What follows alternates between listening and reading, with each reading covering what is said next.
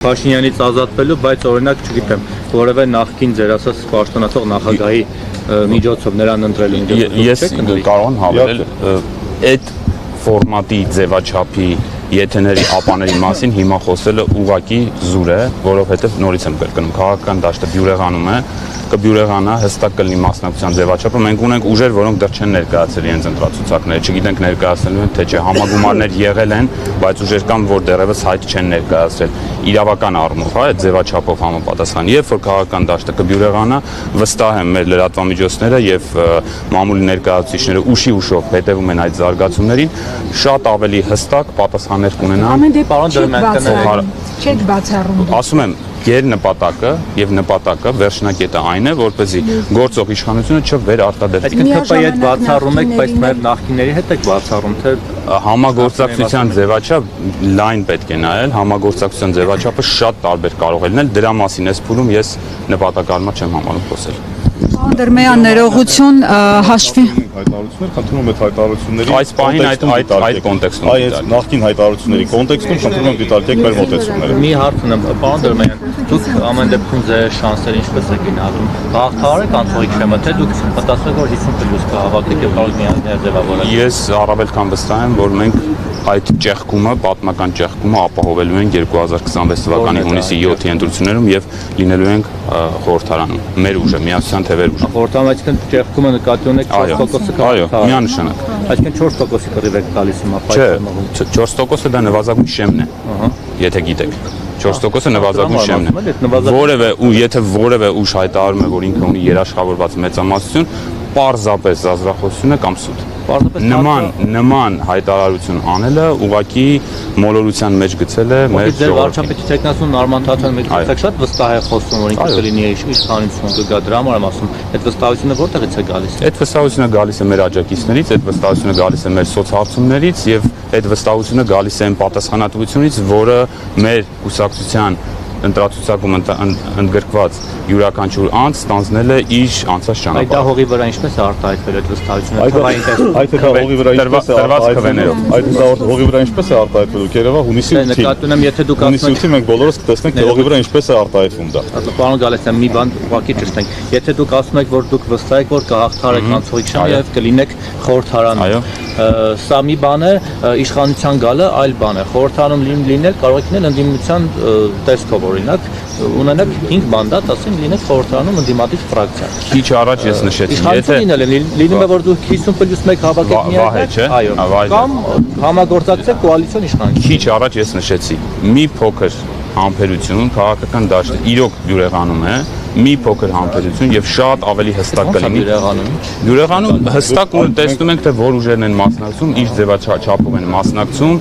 ինչ ովքեր են ներգրաված ընտրական ցուցակներում, բյուրեղացումը սա է։ Երբ որ բոլորս տեսնում ենք ոչ թե ուղղակի խոսքեր, այլ կոնկրետ արդյունք, կոնկրետ գրանցումներ, կոնկրետ տեխնացումներ։ Ձեր կարծիքով ֆավորիտ դեռևս ավարտված չէ ընտրացուցակների ներկայացման ժամկետը։ Ժամկետը կավարտվի եւ մենք ունենանք այդ ֆորմատով։ Այդ ֆավորիտ ուժերը ովքեր են, ըստ ֆավորիտ ընդդիմադիրները, որ կարող են հայտ ներկայացնել իշխանությունը։ Մենք ովքեր որ հայտարարում, ֆավորիտ ուժեր կան արդյոք թե չկան։ Մենք ներկայացրել ենք մեր ընտրական ցուցակը, մենք մասնակցում ենք մեր ընտրական ցուցակով, վճռականությամբ եւ գնում ենք ընտրություններում մեր արդյունքը, մեր ձայների արձանագրելու։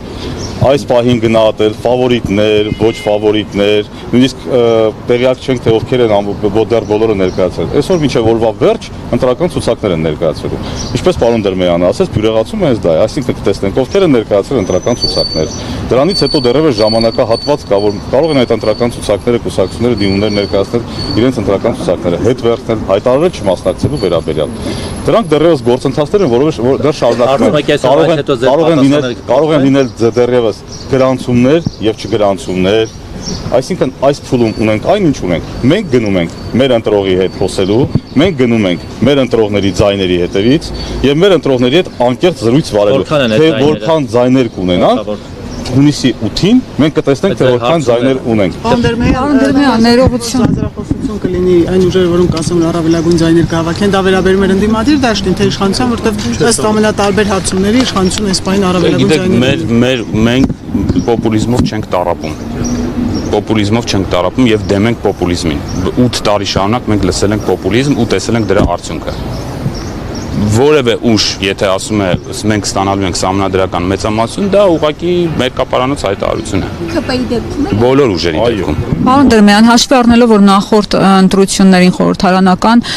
մասնակցության տոկոսը բավականին ցածր էր, ինչը հոգուտ իշխանության եղավ, այս ընտրություններին դուք կոնկրետ ինչ աշխատանքներ եք տանում, որ մարդկանց բերեք ընտրատեղամաս, որպեսզի մասնակցության տոկոսը ավելի բարձր լինի։ Համատարած այս հասարակությանը իշխանության կողմից դեգրադացնելու ֆոնին շատ բարդ առաջադրանք է դրված, կարծում եմ բոլոր քաղաքական ընդդիմադիր քաղաքական ուժերի առջև, համոզելու, հորդորելու մարդկանց, հատկապես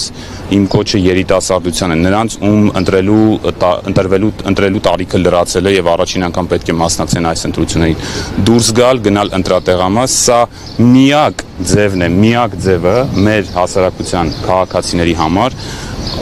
իրացնելու, ընտրելու ազատությունը իրենց։ Միակ ձևը ուղղակիորեն մասնակցելու Հայաստանի Հանրապետությունում իշխանության ձևավորմանը։ PR արշավներ ենք անցկացնելու, տարբեր հասարակական միավորումների հետ ենք համագործակցելու մաքսիմալ շատ ուրեմն մասնակցություն ապահովելու համար։ Եվ մի հարց էլ ձեր ցուցակ Կոչ ենք անելու բոլորին գնալ ընտրությունների, անկախ ամեն ինչից։ Նույնիսկ եթե նկատել եք արդեն, մենք ունենք նմանատիպ Եթե Չակ Նորիսը Հայաստանի Հանրապետությունում ընտրելու իրավունք ուներ, պարզապես Չակ Նորիսը մահացավ մի քանի օր առաջ, չէ, վերջերս, մի քանի ամիս առաջ, ցավոք մահացավ, բայց բոլոր նրանց, ովքեր Հայաստանի Հանրապետությունում ընտրելու իրավունք ունեն, հենց այստեղից, այս պահին էլ ասում ենք, գնացեք ընտրությունների, ձեր ձայնը շատ կարևոր է, դուք որոշիչ ձայն ունեք, դրանով եք դուք մասնակցում քաղաքական պրոցեսներին, մի ասեք ամեն ինչ որոշված է, այդ հիասթափության, հուսախաբության ալիքը թողեք, մարդիկ պետք է իմանան, որ իրենց ձայնը նշանակություն ունի,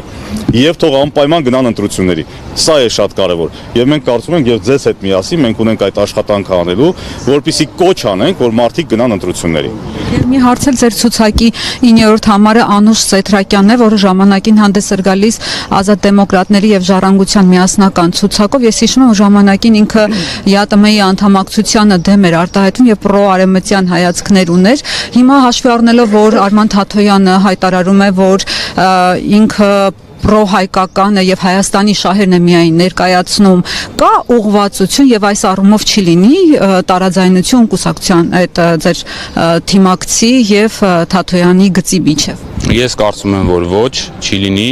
ընդհանրապես մեր քաղաքական ուժը, ինչպես դուք իրավացիորեն նշեցիք, հենվում է բացառապես հայկական շահի ու հայկականության վրա, յուրաքանչյուր տնտեսական կամ քաղաքական կամ ռազմական միավորում, որին միանալու, անջատվելու, բաժանվելու մասին խոսք գնում է այսօր քաղաքական դաշտում, մեր ուժի կողմից իշխանության գալու դեպքում այդ ամենը, այդ գործընթացները արվելու են բացառապես մեկ սկզբունքով առավելագույնս ապահովել հայկական շահի եւ հայկական պետության ուրեմն հետաքրքրությունների առաջմղումը։ Դա կլինի ԵԱՏՄ-ն, դա կլինի ԵՄ-ն, դա կլինի ՆԱՏՕ-ն, դա կլինի ՀԱՊԿ-ը, որևէ նշանակություն չունի։ Յուրաքանչյուր կազմակերպության հետ մենք հարաբերությունները կառուցելու ենք սեփական շահի հիման վրա։ Չկա սեփական շահ, չի լինի նաև այդ համագործակցությունը։ Մի ճշտող հարց արցախցիների վերադարձի իրավունքի հետ կապված, եթե դա այդ կետը առաջ տանեք, թեև ասում եք հրապարակեն կտեսնեք կոնկրետ, բայց Ալիևն էլ այսպես ասած հայելային պահանջ դնի, ինչպես եք դուք այդ խնդրի լուծումը տեսնում եք դեպքում։ Այդ խնդիրը մի քանի անգամ մենք մեր գործընկերները, պարոն Արմեն Գալստյանը դրա մասին բարձրաձայնել ենք, խոսել ենք, մանրամասնել ենք, վերջերս էլ շատ հանգամանալից անդրադարձել ենք այդ խնդրին։ Ադրբեջանցիների Հայաստանի Հանրապետություն վերադարձի հարցը իրավական դաշտում փակված է։ Սա հայտարարում եմ ամենայն պատասխանատվությամբ։ Չկա միջազգային որևէ ատյան, որտեղ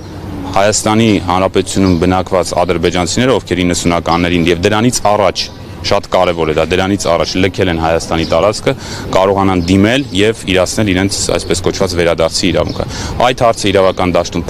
փակված է միջազգային դատարանի դատական ակտով եւ այդ խոսույթը հերթական կեղծ փուչիկն է, որը փչվում է Ալիևի կողմից ու սատարվում այսօրվա գործող իշխանությունների կողմից։ Պետք է նշեմ, որ այդ հարցը բերում հավասարեցվում է արցախցիների վերադարձի իրավունքին այսօրվա, հենց այսօրվա իշխանության կողմից։ Փակված հարցը, որը այլևս գոյություն չունի, եւ պետք է դրա մասին հենց զուտ իրավական փաստարկներով նշելու այդ հարցը փակել, բերում են հավասարեցնում են արցախցիների վերադարձի իրավունքին, որը միջազգային դատարանների դատական ակտերով այսօր իսկ արդեն պաշտպանված է։ ուզում եմ դա հստակ բոլորիս մոտ կարմիր գծով գնա, այսինքն արցախցիների վերադարձի իրավունքը պաշտպանված է, իսկ ադրբեջանցիների վերադարձի իրավունքը փակված է իրավական առումով։ Իսկ այսօրվա իշխանությունը այդ երկու հարցերը ինքն է իր նախաձեռնությամբ բերում հավասարեցնում։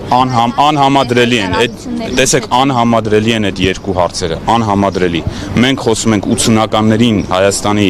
տարածքից ադրբեջանցիների դուրս գալու մասին, մեկ, եւ խոսում ենք 2023 թվականի էթնիկ զտման մասին։ Միջազգային իրավունքը դրա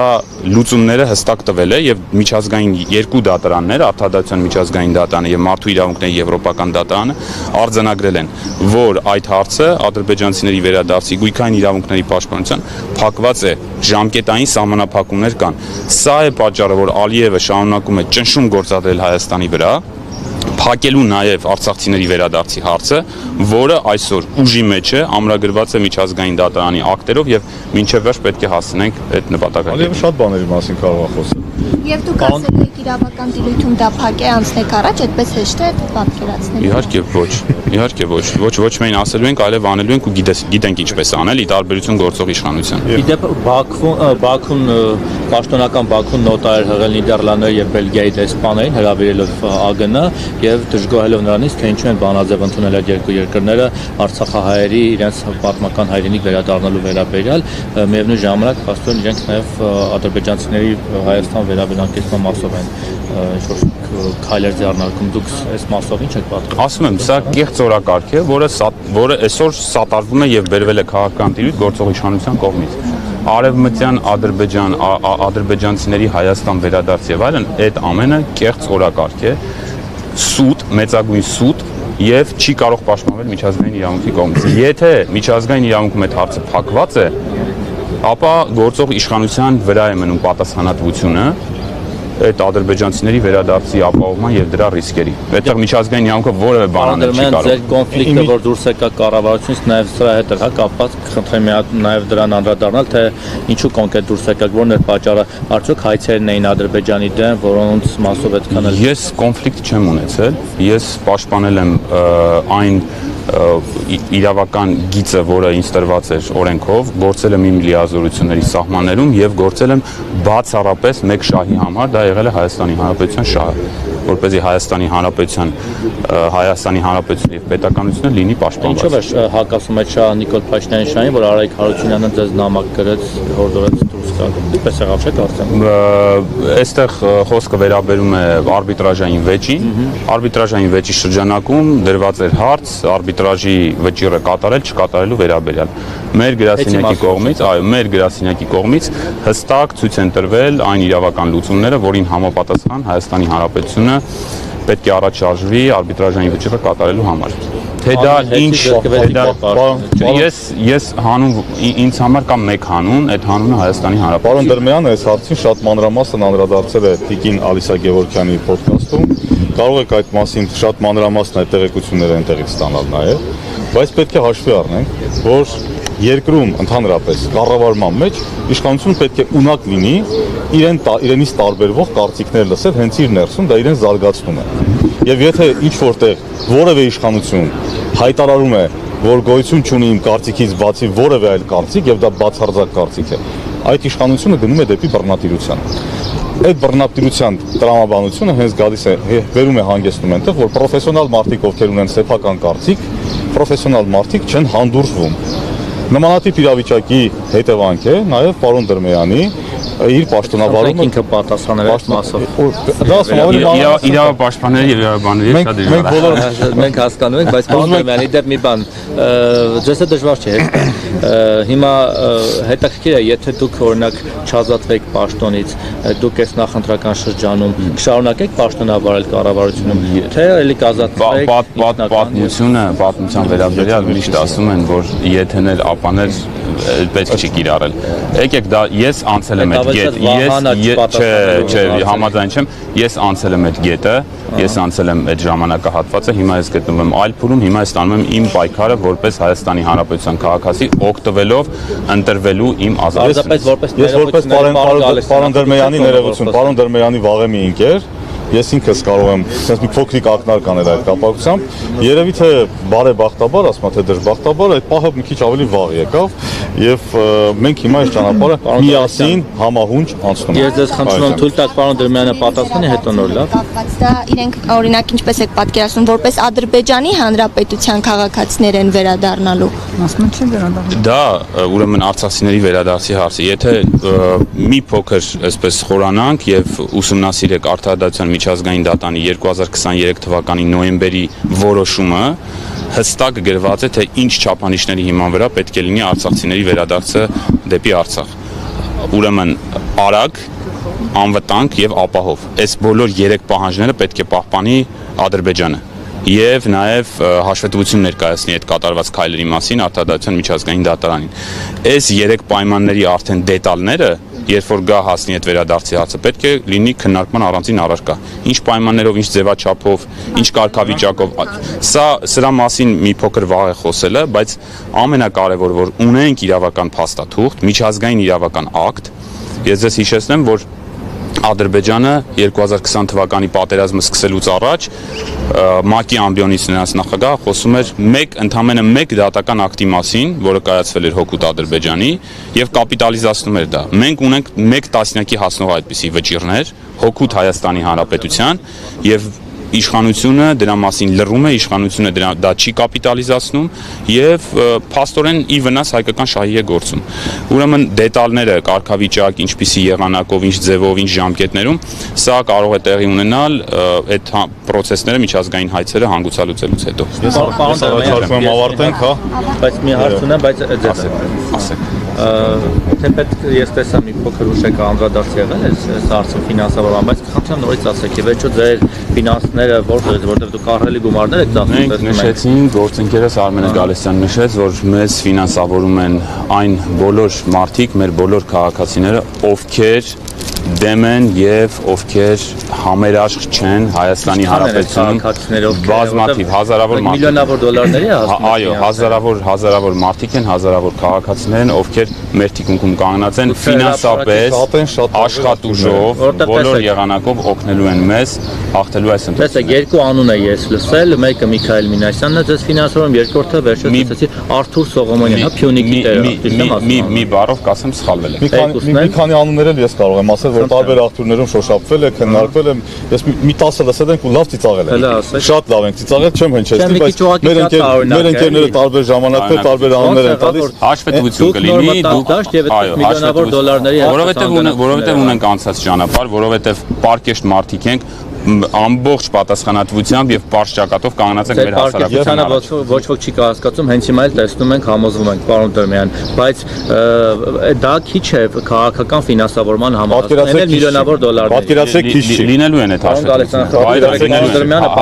հաշվետվությունները լինելու են, հաշվետվությունները կլինեն, հաշվետվությունները որ լինեն մենք անվանական կտեսնենք ովքեր են։ Ամեն ինչ կտեսնենք։ Օրինակ հիմա ԿՊ-ն հանգան բանը դրամահավաք կազմակերպում։ Մենք իհարկե սկսելու ենք։ Բա միջև է։ Նոր եք սկսելու բա միջև է։ Ներողություն, դրա պաշտոնապես, երբ որ հայտարարում է քաղաքական ուժը դրամահավաքի մասին, պաշտոնապես դրամահավաք հայտարարելու մասին։ Միջև է նվիրատվությունների միջոցով կողմից։ Ասեցի, այն բոլոր Մինասյանը կապ չունի։ Ոչ։ Արթուր Սողոմոնյանն է։ Ոչ, ձեր նշած անձը կապ չունի մեր ֆինանսավորման հետ։ Ում որ նշեցիք։ Արթուր Փյունիկի տերը եւ Միքայել Մինասյանը։ Բոլոր ամբողջ հաշվետվությունները կներկայացվեն եւ դուք կտեսնեք մեր ֆինանսավորումը, մեր ֆինանսավորման աղբյուրը։ Շատ շնորհակալ եմ։